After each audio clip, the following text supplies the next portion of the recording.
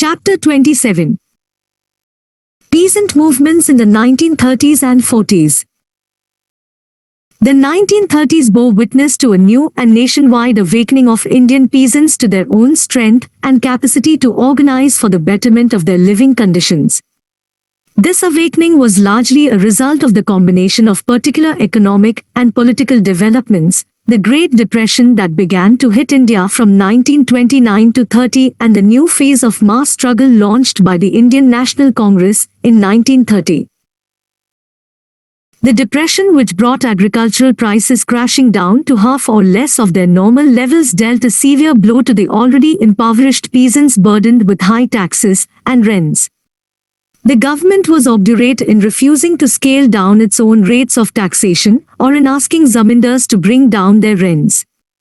The prices of manufactured goods, too, didn't register comparable decreases. All told, the peasants were placed in a situation where they had to continue to pay taxes, rents, and debts at pre-depression rates while their incomes continued to spiral steadily downward. The civil disobedience movement was launched in this atmosphere of discontent in 1930, and in many parts of the country it soon took on the form of a no tax and no rent campaign. Peasants, emboldened by the recent success of the Bardoli Satyagraha, 1928, joined the protest in large numbers.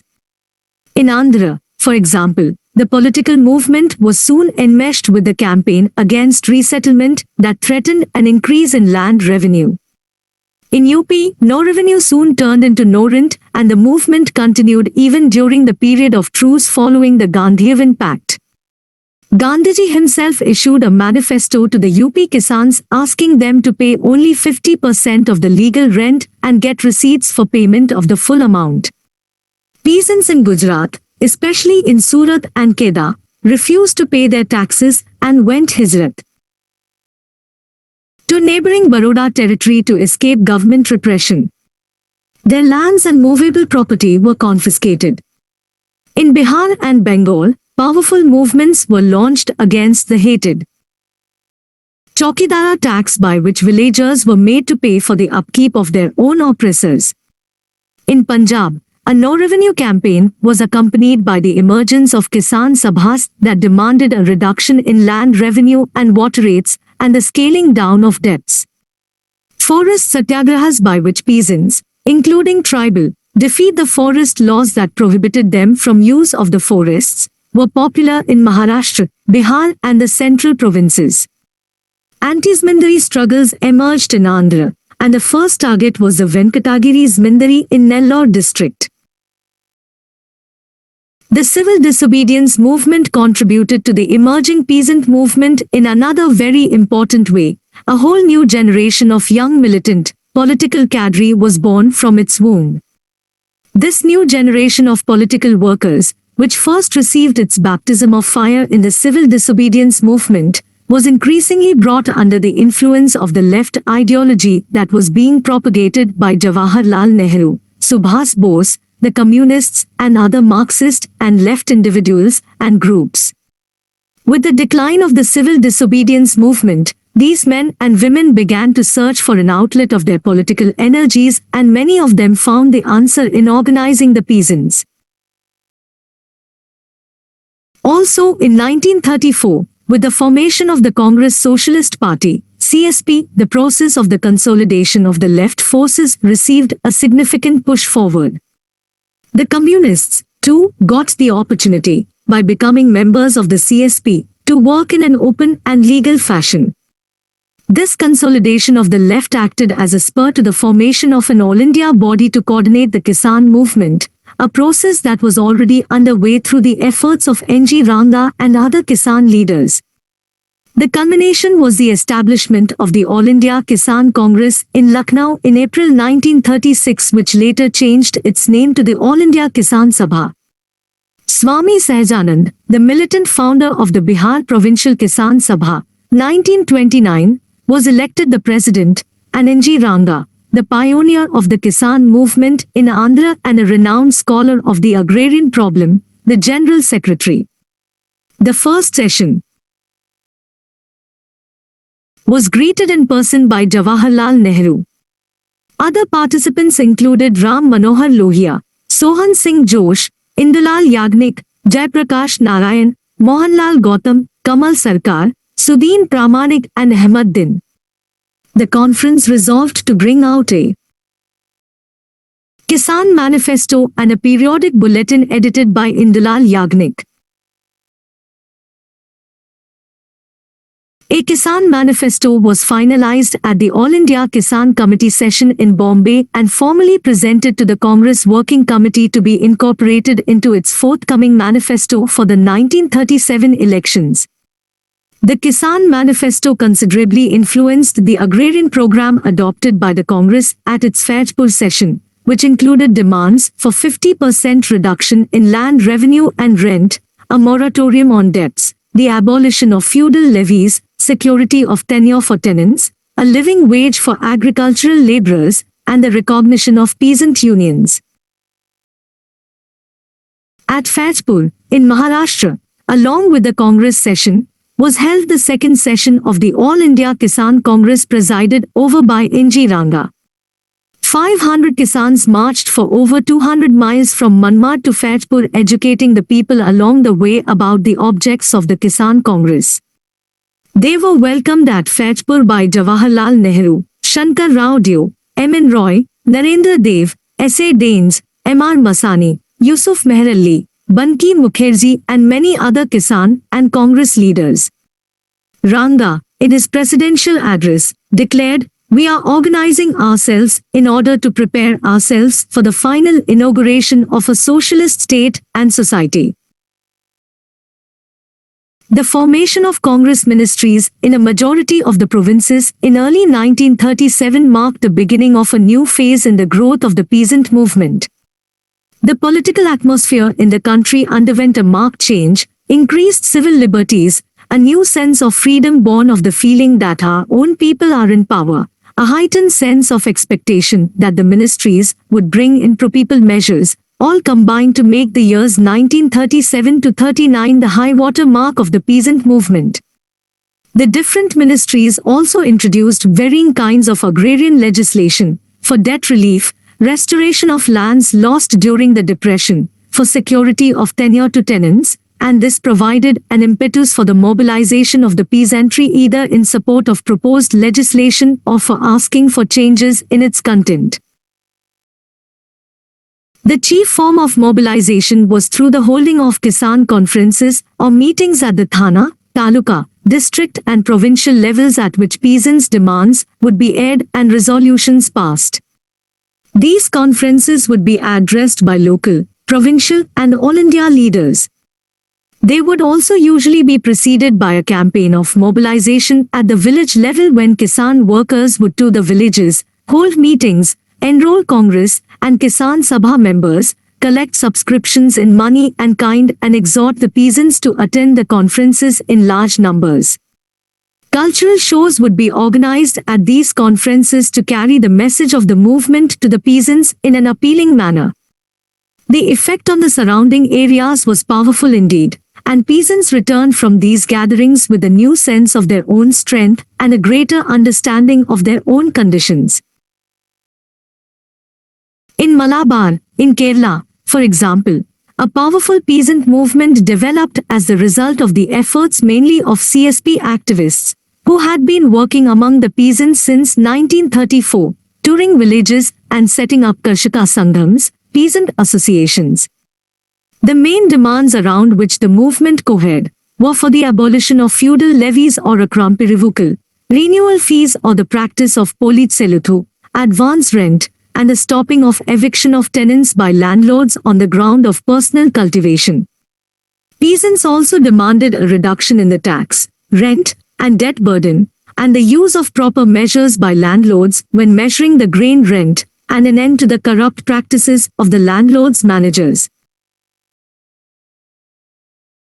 The main forms of mobilization and agitation were the formation of village units of the Karshaka Sanghams, conferences, and meetings. But a form that became very popular and effective was the marching of jathas or large groups of peasants to the houses of big jagmeers or landlords, placing the demands before them and securing immediate redressal. The main demand of these Jathas was for the abolition of feudal levies such as Vasi, Nuri, etc. The Karshaka Sanghams also organized a powerful campaign around the demand for amending the Malabar Tenancy Act of 1929. The 6th of November, 1938 was observed as the Malabar Tenancy Act Amendment Day, and meetings all over the district passed a uniform resolution pressing the demand.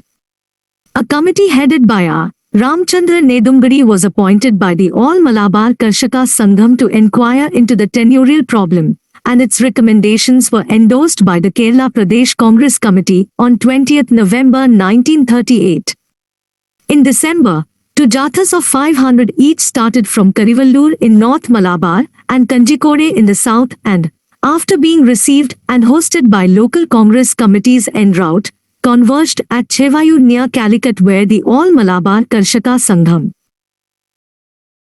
was holding its conference.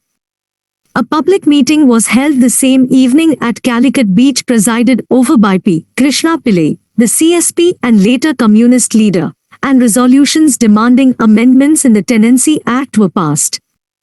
In response to popular pressure, T. Prakasam, the Andhra Congress leader who was the revenue minister in the Congress ministry in Madras Presidency, toured Malabar in December 1938 to acquaint himself with the tenant problem. A tenancy committee was set up which included 3 left-wing members. The Karshaka Sangham units and Congress committees held a series of meetings to mobilize peasants to present evidence and to submit memoranda to the committee. But, by the time the committee submitted its report in 1940, the Congress ministries had already resigned and no immediate progress was possible. But the campaign had successfully mobilized the peasantry on the tenancy question and created an awareness that ensured that in later years these demands would inevitably have to be accepted. Meanwhile, the Madras Congress Ministry had passed legislation for debt relief, and this was welcomed by the Karshaka Sangham. In coastal Andhra, too, the mobilization of peasants proceeded on an unprecedented scale. The Andhra Provincial Riots Association and the Andhra Zameen Riots Association already had a long history of successful struggle against the government and zamindars.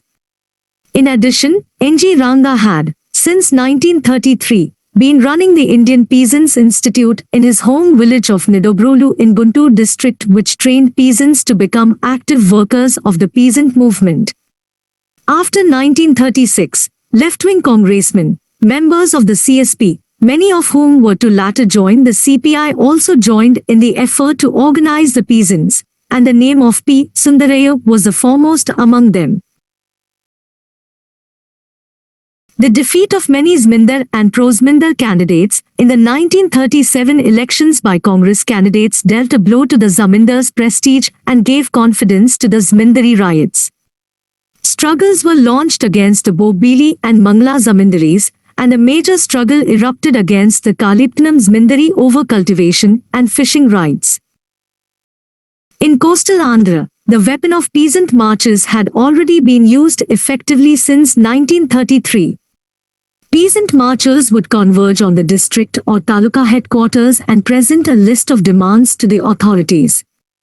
But in 1938, the Provincial Kisan Conference organized, for the first time, a march on a massive scale, a true long march in which over 2,000 Kisans marched a distance of over 1,500 miles, starting from Ichapur in the north, covering 9 districts, and walking for a total of 130 days. En route, they held hundreds of meetings attended by lakhs of peasants, and collected over 1,100 petitions. These were then presented to the provincial legislature in Madras on 27 March 1938. One of their main demands was for debt relief, and this was incorporated in the legislation passed by the Congress ministry, and was widely appreciated in Andhra. In response to the peasants' demands, the ministry had appointed a Zmindari Enquiry Committee, but the legislation based on its recommendations could not be passed before the Congress ministries resigned. Another notable feature of the movement in Andhra was the organization of summer schools of economics and politics for peasant activists. These training camps, held at Kothapatnam, Mantanavripalam and other places, were addressed by many of the major left communist leaders of the time, including P.C. Joshi, Ajoy Ghosh and R.D. Bharadwaj.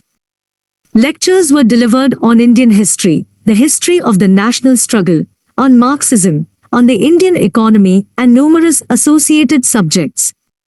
Money and provisions for running these training camps were collected from the peasants of Andhra. The celebration of various Kisan and other days, as well as the popularization of peasant songs, was another form of mobilization. Bihar was another major area of peasant mobilization in this period. Swami Sahajanand, the founder of the Bihar Provincial Kisan Sabha and a major leader of the All India Kisan Sabha, was joined by many other left-wing leaders like Karyanand Sharma, Rahul Sankrityan, Panchanand Sharma, and Yadunandan Sharma in spreading the Kisan Sabha organization to the village of Bihar. The Bihar Provincial Kisan Sabha effectively used meetings, conferences, rallies, and mass demonstrations, including a demonstration of 1 lakh peasants at Patna in 1938, to popularize the Kisan Sabha program. The slogan of Zamindari abolition, adopted by the Sabha in 1935, was popularized among the peasants through resolutions passed at these gatherings. Other demands included the stopping of illegal levies, the prevention of eviction of tenants, and the return of bakasht lands. The Congress ministry had initiated legislation for the reduction of rent and the restoration of bakasht lands. Bakasht lands were those which the occupancy tenants had lost to zamindars, mostly during the depression years, by virtue of non-payment of rent, and which they often continued to cultivate as sharecroppers. But the formula that was finally incorporated in the legislation on the basis of an agreement with the zamindars did not satisfy the radical leaders of the Kisan Sabha. The legislation gave a certain proportion of the lands back to the tenants on condition that they pay half the auction price of the land.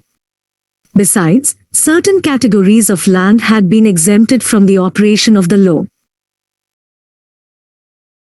The bakasht lands issue became a major ground of contention between the Kisan Sabha and the Congress ministry. Struggles, such as the one already in progress in Barhia Tal in Mongia district under the leadership of Karyanand Sharma, were continued and new ones emerged.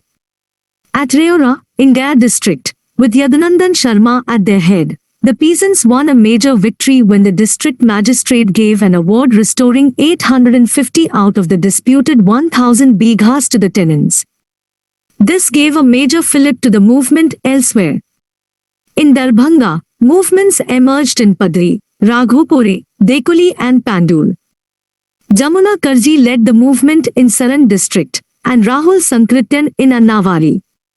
The movements adopted the methods of satyagraha, and forcible sowing and harvesting of crops.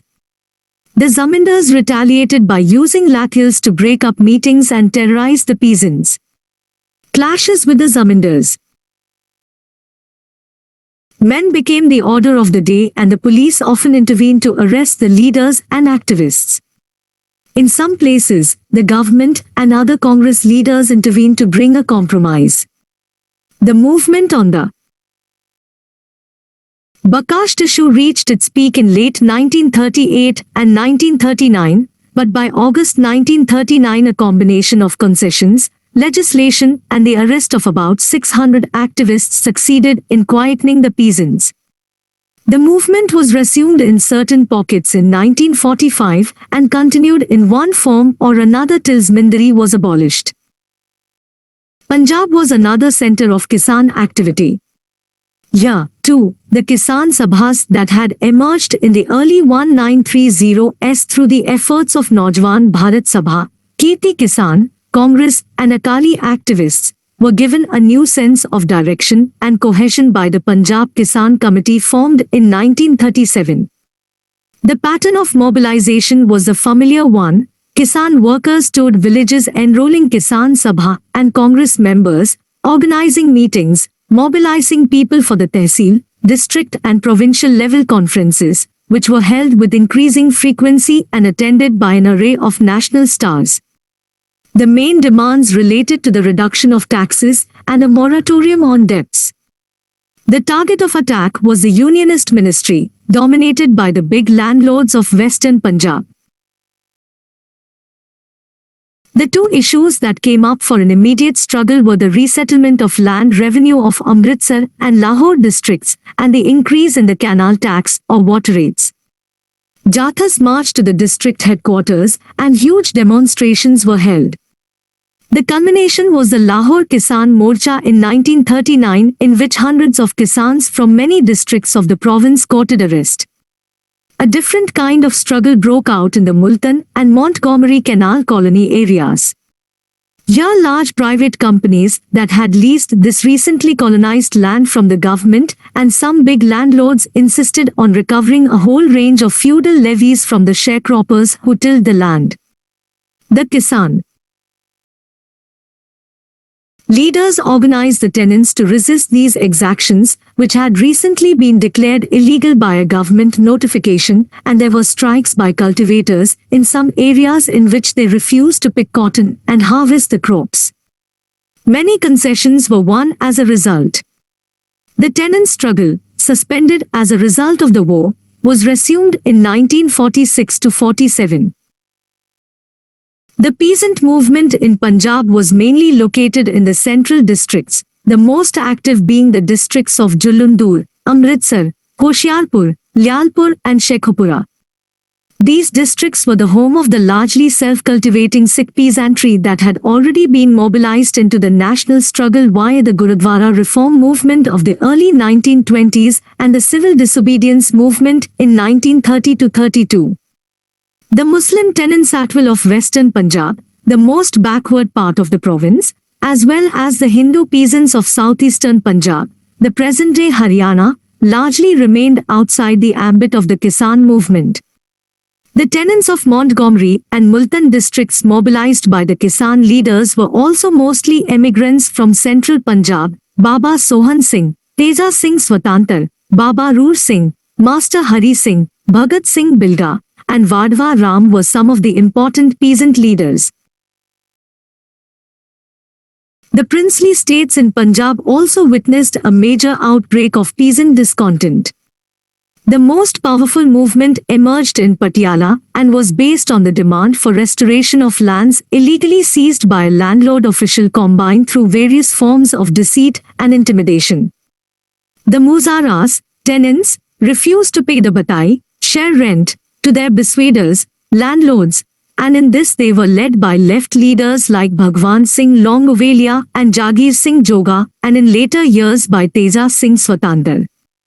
This struggle continued intermittently till 1953 when legislation enabling the tenants to become owners of the land was passed. In other parts of the country as well, the mobilization of peasants around the demands for security of tenure, abolition of feudal levies, reduction of taxes, and debt relief made major headway. In Bengal, under the leadership of Banki Mukherjee, the peasants of Budwan agitated against the enhancement of the canal tax on the Damodar Canal and secured major concessions. Kisans of the 24 Parganas pressed their demands by a march to Calcutta in April 1938. In Surma Valley, in Assam, a Noran struggle continued for 6 months against Zamindari oppression, and Karuna Sindhu Roy conducted a major campaign for amendment of the tenancy law. In Orissa, the Utkal Provincial Kisan Sabha, organized by Malati Chaudhary and others in 1935, succeeded in getting the Kisan Manifesto accepted by the PCC as part of its election manifesto, and the ministry that followed introduced significant agrarian legislation. In the Orissa states, a powerful movement in which tribal also participated was led on the question of forced labor, rights in forests, and the reduction of rent. Major clashes occurred in Dhenkanal and thousands fled the state to escape repression. The Kisans of Ghala Dheer state in the northwest frontier province protested against evictions and feudal exactions by the Nawab. In Gujarat, the main demand was for the abolition of the system of Hali, bonded labor, and a significant success was registered. The Central Province's Kisan Sabha led a march to Nagpur demanding the abolition of the Malguzari system, reduction of taxes, and moratorium on debts. The rising tide of peasant awakening was checked by the outbreak of World War II, which brought about the resignation of the Congress ministries and the launching of severe repression against left-wing and Kisan Sabha leaders and workers because of their strong anti-war stance. The adoption by the CPI of the People's War line in December 1941 following Hitler's attack on the Soviet Union created dissensions between the communist and non-communist members of the Kisan Sabha. These dissensions came to a head with the Quit India movement, in which Congress socialist members played a leading role. The CPI, because of its pro-war People's War line, asked its cadre to stay away, and though many local-level workers did join the Quit India movement, the party line sealed the rift in the Kisan Sabha ranks, resulting in a split in 1943. In these years, three major leaders of the All India Kisan Sabha, N.G. Ranga, Swami Sahajanand Saraswati and Indulal Yagnik, left the organization.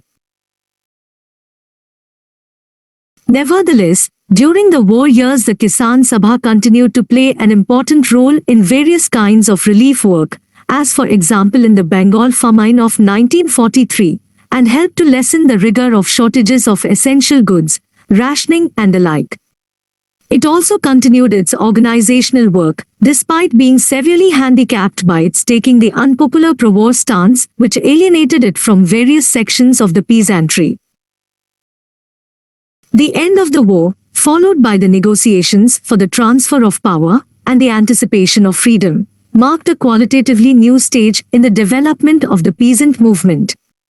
A new spirit was evident, and the certainty of approaching freedom with the promise of a new social order encouraged peasants, among other social groups, to assert their rights and claims with a new vigor. Many struggles that had been left off in 1939 were renewed. The demand for Zamindari abolition was pressed with a greater sense of urgency.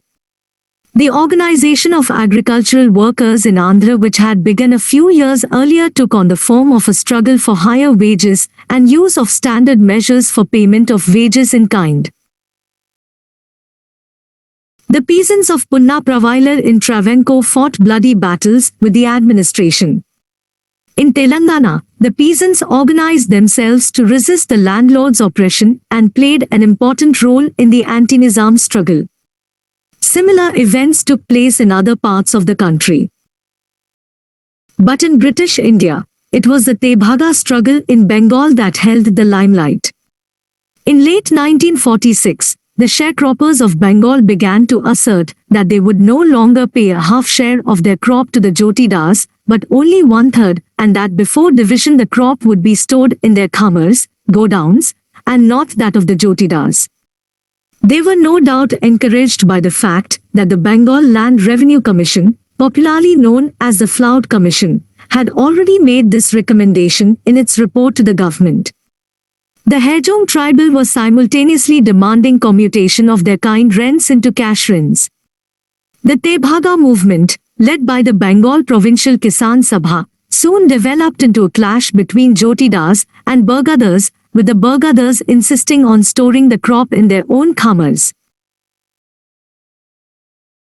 The movement received a great boost in late January 1947 when the Muslim League ministry led by Suhrawardi published the Bengal Burgadars Temporary Regulation Bill in the Calcutta Gazette on 22 January 1947. Encouraged by the fact that the demand for Tebhaga could no longer be called illegal, peasants in hitherto untouched villages and areas joined the struggle. In many places, peasants tried to remove the paddy already stored in the jotidars' khamars to their own, and this resulted in innumerable clashes. The jotidars appealed to the government, and the police came in to suppress the peasants. Major clashes ensued at a few places, the most important being the one at Kanpur in which 20 peasants were killed. Repression continued, and by the end of February the movement was virtually dead. A few incidents occurred in March as well, but these were only the death pangs of a dying struggle. The Muslim League ministry failed to pursue the bill in the assembly, and it was only in 1950 that the Congress ministry passed a Burghudders bill which incorporated, in substance, the demands of the movement. The main centers of the movement were Dinajpur, Rangpur, Jalpaiguri, Mymensingh, Midnapur, and to a lesser extent 24 Parganas and Khulna. Initially, the base was among the Rajbansi Kshatriya peasants, but it soon spread to Muslims, Hajongs, Santals and Orons. Among the important leaders of this movement were Krishnobinode Ray, Abni Lahiri, Sunil Sen, Bhovani Sen, Moni Singh, Ananta Singh, Vibhuti Guha, Ajit Ray, Sushil Sen, Samar Ganguly, and Gurudas Talukdar. To draw up a balance sheet of such a diverse and varied struggle is no easy task, but it can be asserted that perhaps the most important contribution of the peasant movements that covered large areas of the subcontinent in the 30s and 40s was that even when they did not register immediate successes, they created the climate which necessitated the post-independence agrarian reforms. Zamindari abolition, for example, did not come about as a direct culmination of any particular struggle, but the popularization of the demand by the Kisan Sabha certainly contributed to its achievement. The immediate demands on which struggles were fought in the pre-independence days were the reduction of taxes, the abolition of illegal cesses or feudal levies and begar or veti, the ending of oppression by landlords and their agents, the reduction of debts, the restoration of illegally or illegitimately seized lands, and security of tenure for tenants. Except in a few pockets like Andhra and Gujarat, the demands of agricultural laborers did not really become part of the movement. These demands were based on the existing consciousness of the peasantry of their just or legitimate rights, which was itself a product of tradition, custom, usage, and legal rights. When landlords or the government demanded what was seen by peasants as illegitimate, high taxes, exorbitant rents, illegal cesses, forced labor or rights over land which the peasants felt was theirs, they were willing to resist if they could muster the necessary organizational and other resources. But they were also willing to continue to respect what they considered legitimate demands. The struggles based on these demands were clearly not aimed at the overthrow of the existing agrarian structure, but towards alleviating its most oppressive aspects. Nevertheless, they corroded the power of the landed classes in many ways and thus prepared the ground for the transformation of the structure itself. The Kisan movement was faced with the task of transforming the peasants' consciousness and building movements based on a transformed consciousness.